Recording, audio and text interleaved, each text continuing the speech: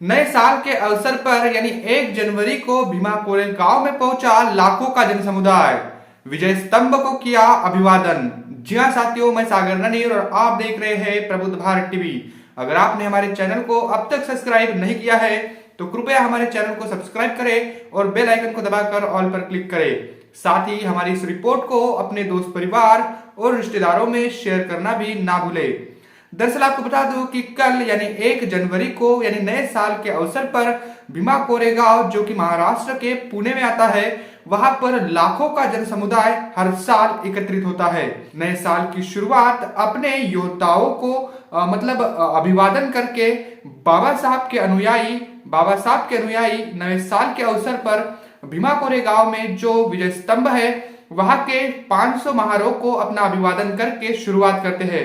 आपको बता दूं कि हर साल 1 जनवरी को महाराष्ट्र के पुणे में जो भीमा कोरेगांव है वहां पर लाखों की तादाद में लोग आते हैं। ऐसे में आपको बता दूं कि भीमा कोरेगांव का जो इतिहास है ये काफी महत्वपूर्ण है और बाबा साहब ने जब इस इतिहास को पढ़ा तो वो भी हर साल भीमा कोरेगांव के विजय स्तंभ को मान वंदना देने के लिए हर साल वो वहां पर जाते थे। 1 जनवरी 1818 में जो युद्ध वहां पर हुआ, 500 महारों ने 28,000 पेशवाओं को धूल चटाई थी और वहां पर ऐतिहासिक जीत हासिल की थी। उसी ऐतिहासिक जीत को याद करते हुए लाखों की तादाद में लोग भीमा कोरेगांव पहुंचते हैं, वहां पर मान वंदना देने के लिए जाते हैं। आपको बता दो कि 31 दिसंबर 1817 में भीमा कोरेगांव का जो इलाका है, जो नदी थी भीमा नदी, उस नदी के किनारे ये बहुत बड़ा युद्ध हुआ था और उसमें बताया जाता है कि 28,000 पेशवाओं को 500 महारों ने एक रात में उनको नेस्तनाबूद कर दिया, धूल चटा दी और ऐतिहासिक जीत हासिल की।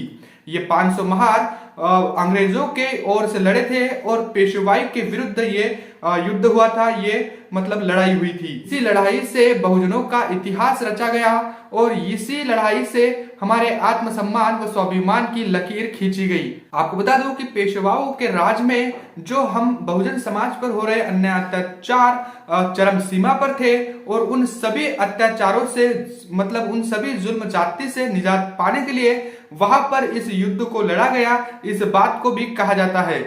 हम एक अलग रिपोर्ट लेकर आएंगे जिसमें भीमा कोरेगांव का जो युद्ध हुआ था उसमें क्या परिस्थिति रही थी उसकी पूरी डिटेल देने की भी हम कोशिश करेंगे।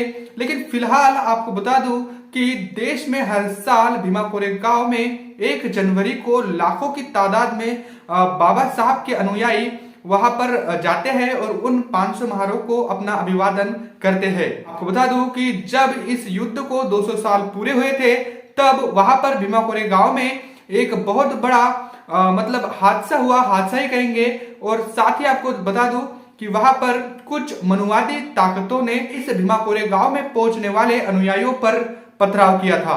तभी से भीमा कोरेगांव चर्चाओं में है और भीमा कोरेगांव का जो इतिहास है वो भी चर्चाओं में है। मेन स्ट्रीम का मीडिया इस बात को नहीं बताता था, लेकिन जब वहां पर हमला हुआ तभी से इस युद्ध का जिक्र बड़े पैमाने पर होने लगा। आपको बता दूं कि बाबा साहब हर साल वहां पर जाते थे और ये भी बात आपको बता दूं कि बाबा साहब एक अच्छे खासे इतिहासकार थे।